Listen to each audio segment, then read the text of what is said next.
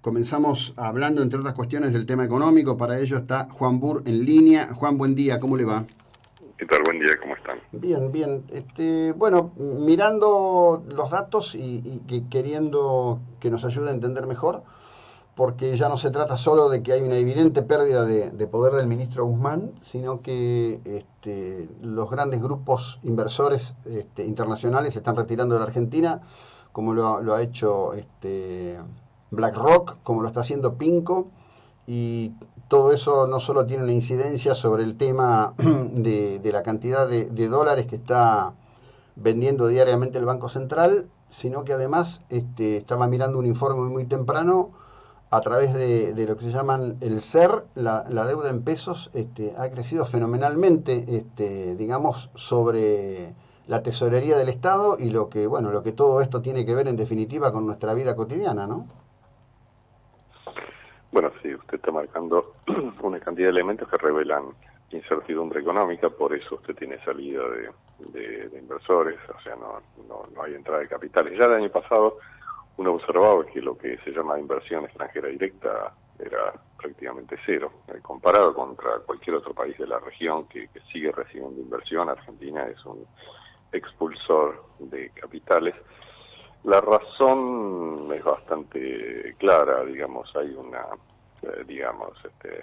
hay una persecución en general de del capital a través de políticas tributarias y las decisiones de política económica que hacen que las empresas no puedan tener un escenario de inversión. Observe usted que,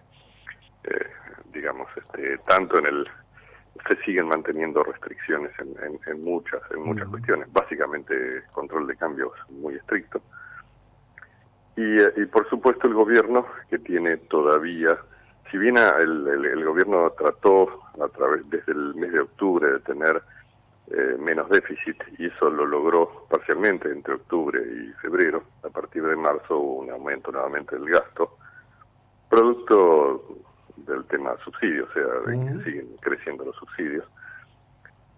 Y la economía está rebotando, pero a un ritmo mucho más tranquilo que antes, o sea, está desacelerando. De hecho, estamos esperando nosotros, proyectando un trimestre donde la economía va a crecer trimestre contra trimestre cero, el segundo trimestre, o sea, va a dar un salto importante contra el año pasado, pero sin crecimiento, y eso complica la cuestión fiscal también.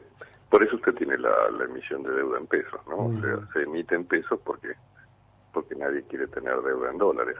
Básicamente esa es la situación, ¿no? Bueno, sí, esa es la situación donde además creo que se van jugando otro tipo de cuestiones, porque la presión fiscal no ha parado de subir en el último año, y en general en los análisis yo veo que solo se toma la presión fiscal más directa o más visible, que es la que genera el Estado Nacional, pero en general en las administraciones locales y provinciales, en provincia de Buenos Aires, el pago del impuesto automotor ha llegado a cotas alucinantes, ¿no? Lo que se paga por vehículos con 10, 11, 12 años de uso es absolutamente increíble.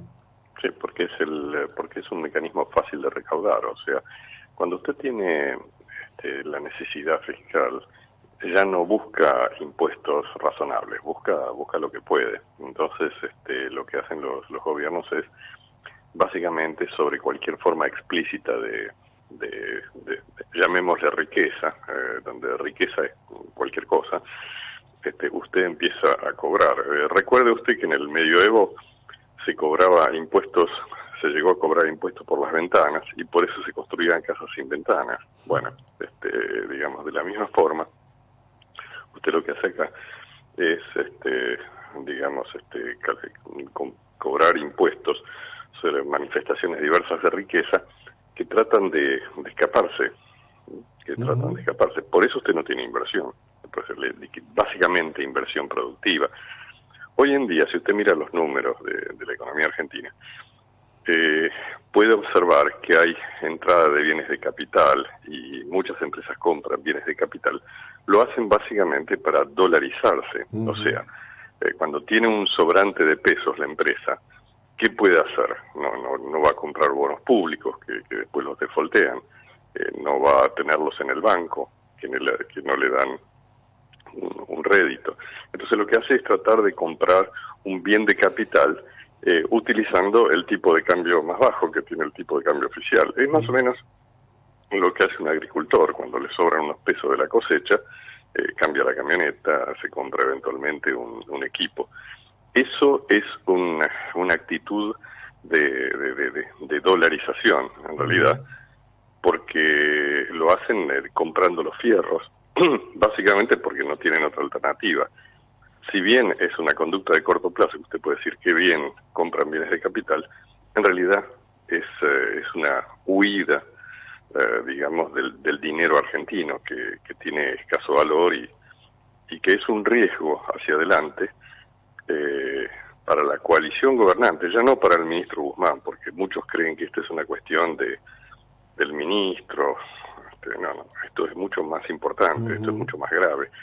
Es la coalición que no está encontrando un rumbo para generar un mínimo de tranquilidad o de certidumbre económica. Yo diría que esto es muy riesgoso mirando hacia adelante, donde tenemos además las elecciones, ¿no? Bueno, a ver, la coalición tiene en su propia simiente tres contradicciones, me parece. Un sector que representa lo que podríamos llamar esa burguesía nacional que tanto buscaba Kirchner en su primer mandato, con grandes operadores económicos que representa Sergio Massa.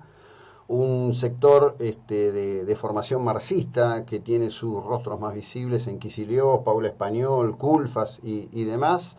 Y un tercer sector que podríamos decir vinculado a las ideas del mundo capitalista, que es el que representa el ministro Guzmán tibiamente a través del presidente Fernández, ¿no? Es muy difícil encontrar un punto de conciliación porque ninguno de los tres logra, en definitiva, tener el poder político suficiente para imponer un rumbo determinado.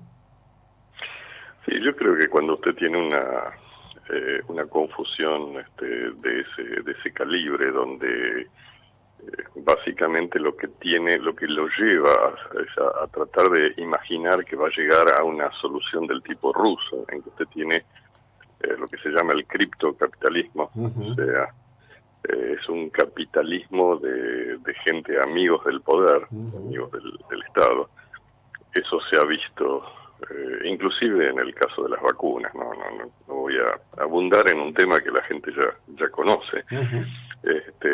Pero básicamente es un capitalismo de los amigos del Estado, que es todo lo contrario del capitalismo competitivo. O sea, lo que nos enseñaron los últimos 2 siglos y medio, y no estoy hablando de 20 años, sino de 250, 300 años, es que lo que funciona es cuando usted tiene las empresas que compiten unas contra otras, los empresarios compitiendo, porque de esa forma pueden eventualmente bajar costos y hacer que los beneficios de la tecnología, las invenciones, se trasladen a la gente. Si eso no ocurre, usted lo que tiene es gente gorda que gana plata, gorda en el sentido que engordan su riqueza, digamos, y eso es lo contrario de una economía abierta, moderna, digamos, por eso tenemos el fracaso que tenemos. Una economía muy volátil, usted lo ve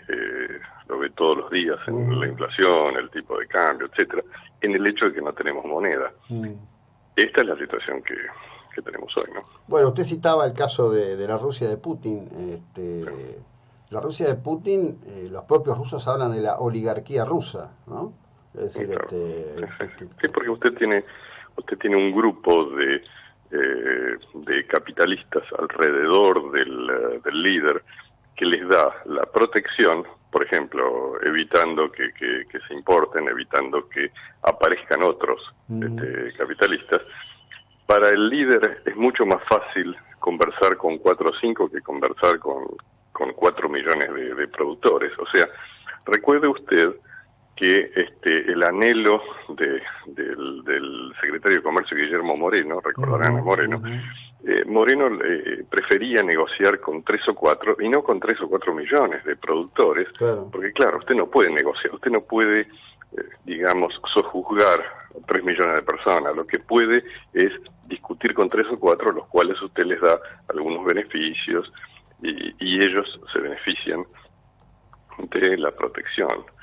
De modo tal que generalmente el capitalismo de amigos funciona con un, digamos, Estado autoritario que fija reglas favorables a 3 o 4. Eso es lo que hace siempre.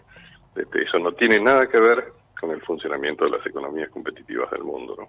No, desde ya que no. Y bueno, está claro que hoy esto es un modelo. De hecho, usted lo cita a Moreno. Moreno negociaba, por ejemplo, en el tema granos directamente con las multinacionales y los productores reales vivían cuestionando eso, que fue un mensaje poco escuchado, diría yo, en realidad. Sí, bueno, y lo mismo hacía con el caso de la carne. Era mucho más fácil negociar con 3 o 4 productores, bueno, usted recordará inclusive los nombres, de los productores, en lugar de negociar con, negociar no, de poner reglas para que los cientos de miles de productores ganaderos pudieran aumentar su stock, es decir, el stock de ganado, y en lugar de tener 100 animales tuvieran 120, 130, no. Lo que se prefería era tener los grandes feedlots, que digamos, en todo caso usted negocia con ellos, y bueno, de esa forma puede regular un poquito más. Lo regula por un tiempo.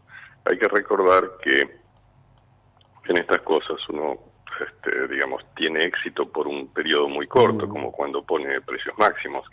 Usted logra resultados durante unos meses hasta que la cosa salta por los aires. Bueno, un poquito eso es el esquema que tenemos hoy, moderado, porque tiene algunos funcionarios en economía que entienden de economía, o entienden más de economía que el resto de esta coalición, y tratan de, digamos, de moderar todo esto. Por eso la disputa hoy en día en economía es, bueno, tratar de tener una situación fiscal más ordenada, porque si lo logran, entonces llegan sin tantas presiones al momento de las elecciones. Básicamente estamos hablando de un horizonte temporal de unos meses. Nadie habla de un horizonte de años acá, ¿no? No, claro, sí. No, además, digamos, como esta es una película conocida, muchos suelen citar, y está bien que se haga, al tema del Rodrigazo, pero me he tomado la tarea en algún momento de leer completo el informe Prebisch del Estado de la Economía Argentina, luego de la caída de Perón, allá por el 55-56, y el modelo es exactamente siempre el mismo.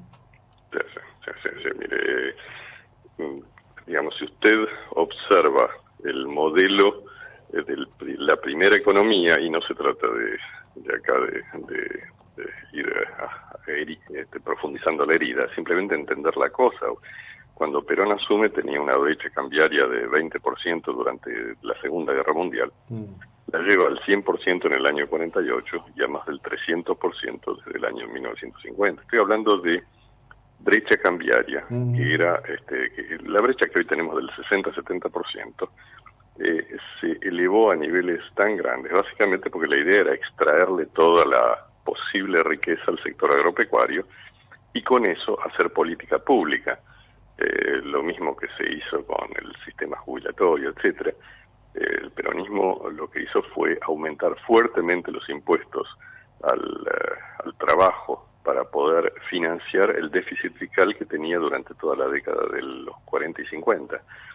Eso generó los problemas que después vimos, que es la generación de una enorme informalidad en la Argentina. O sea, el huevo de la serpiente de los problemas de informalidad están en el hecho de destruir los mercados de trabajo. El huevo de la serpiente de la falta de productividad de la Argentina es tratar de destruir la productividad del sector agropecuario viviendo de ellos.